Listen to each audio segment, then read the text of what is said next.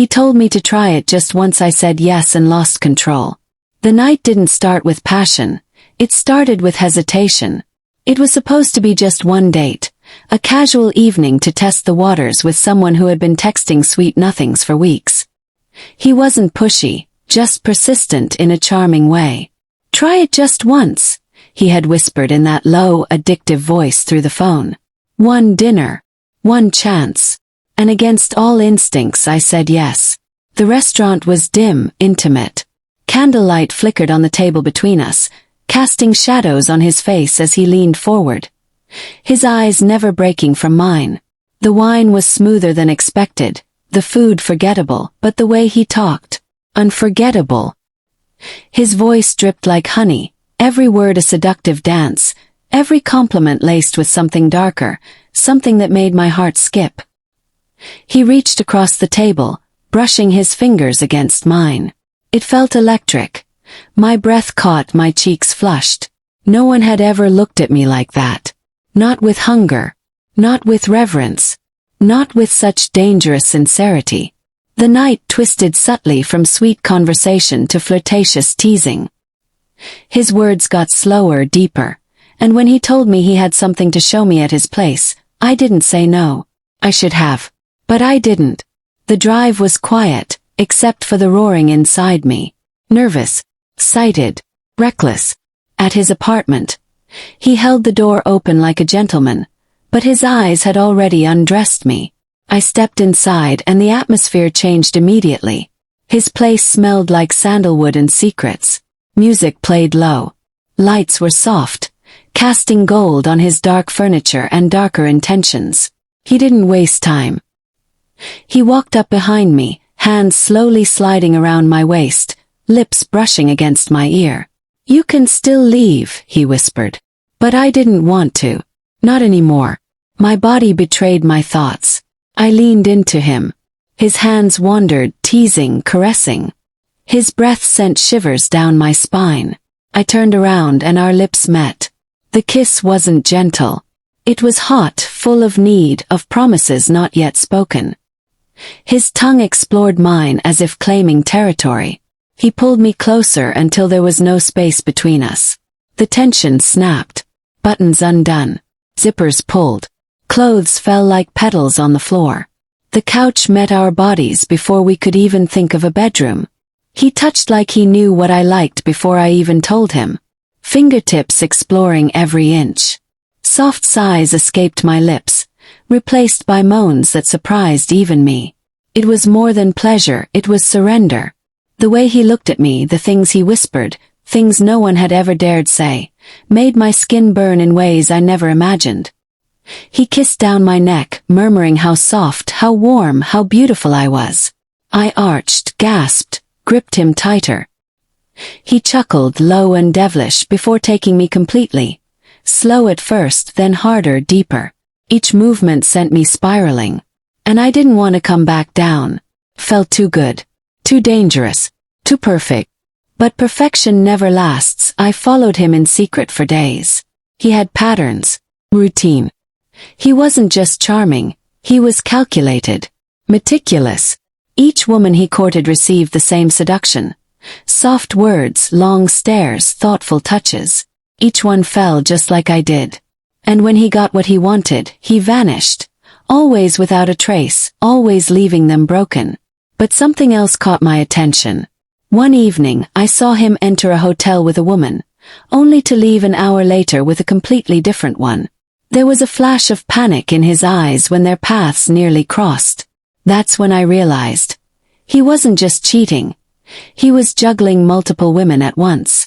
A web of lies, lust, and manipulation made my skin crawl. Still, a part of me ached for what we had that night, for how he made me feel. But those feelings were tangled with shame now, with anger, with the need for justice. So I planned. I created a fake profile, a different name, a different city. I knew how to hook him. I had been hooked myself. I mirrored the girl I was when we first met. Only better. I gave him just enough to bite. And he did. Hard. He messaged, flirted, was to meet. I made excuses. I let the tension build.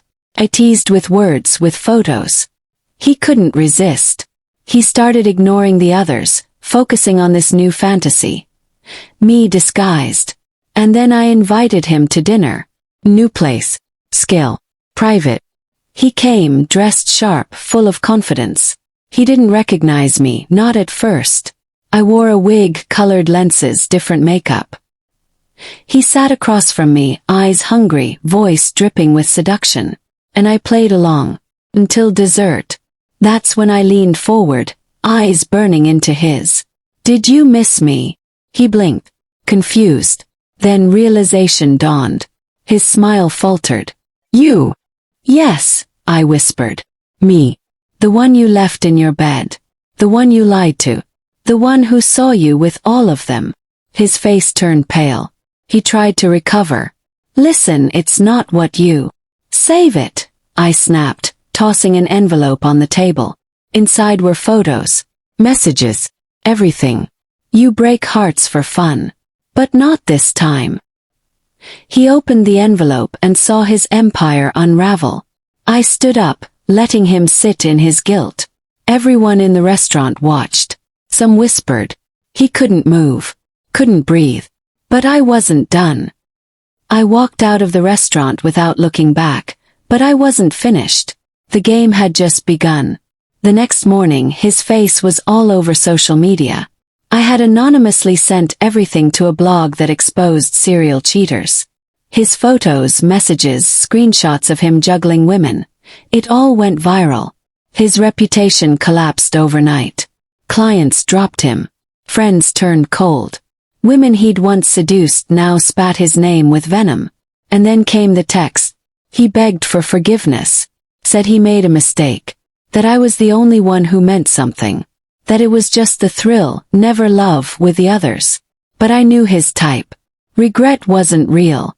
It was survival. He didn't love me. He just hated losing control. So I ignored him. Until one night he showed up at my door. Soaked in rain, eyes hollow, voice desperate. He said he missed me. That he wanted to fix things. That he was broken without me. And for a moment I felt something crack inside me. Because deep down, a part of me still remembered his touch, his breath, the way his body moved with mine. The first time. The last time. The heat. The lies. The heartbreak. I let him in. The storm raged outside as we sat in silence. He reached for my hand, and I let him. His voice lowered, seductive like before. He leaned closer, whispering how sorry he was. How it was all a mistake. How he still dreamed of me at night. His fingers trailed my thigh, slow, intentional. But this time I was in control. I whispered back. Tell me the truth. All of it. And he did. Every sordid detail. Every lie. Every woman. He confessed to things I hadn't even known. He was sick. Addicted to the chase, to power. He never thought he'd fall for anyone. Till me. And then he cried. Real tears. For a second I thought redemption might be possible. But then he ruined it again. His phone buzzed. I glanced at the screen. Another woman's name. Another suggestive message. While sitting there, pouring out his supposed heart, he was still playing the same dirty game. I stood up. He looked confused, trying to reach for me again. But I backed away. You don't love me, I said. You love the way I made you feel. There's a difference. And I opened the door. He didn't fight. He didn't speak. He just walked out into the rain, shoulders heavy, defeated. That was the last time I saw him.